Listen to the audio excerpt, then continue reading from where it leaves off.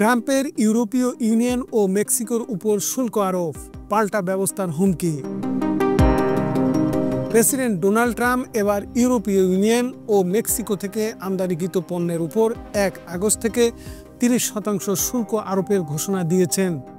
তিনি সতর্ক করে বলেন, পাল্টা শুল্ক দিলে আরও বেশি হারে শুল্ক আরোপ করা হবে। হোয়াইট হাউস সূত্রে বরাতে রয়টার্স জানিয়েছে, মিত্রদের সঙ্গে কয়েক সপ্তাহ ধরে আলোচনা করেও বাণিজ্য চুক্তি করতে ব্যর্থ হওয়ার পর এই সিদ্ধান্ত নেওয়া হয়েছে। ট্রাম্প ইউরোপীয় কমিশনের president Ursula von der Leyen এবং মেক্সিকোর প্রেসিডেন্টের কাছে পাঠানো চিঠিতে বলেন, দীর্ঘদিনের বাণিজ্য ঘাটতি এই সিদ্ধান্তের পেছনের কারণ। ইউরোপীয় ইউনিয়ন বলেছে, তারা এখনও 1 আগস্টের আগে একটি সমঝোতার চেষ্টা করছে, তবে পাল্টা ব্যবস্থা নেওয়ার প্রস্তুতি রয়েছে।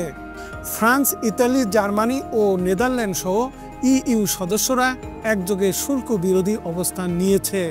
এছাড়া জাপান, দক্ষিণ কোরিয়া, কানাডা ও ব্রাজিল থেকেও আমদানি পণ্যে নতুন শুল্ক আরোপের ঘোষণা দিয়েছে হোয়াইট হাউস।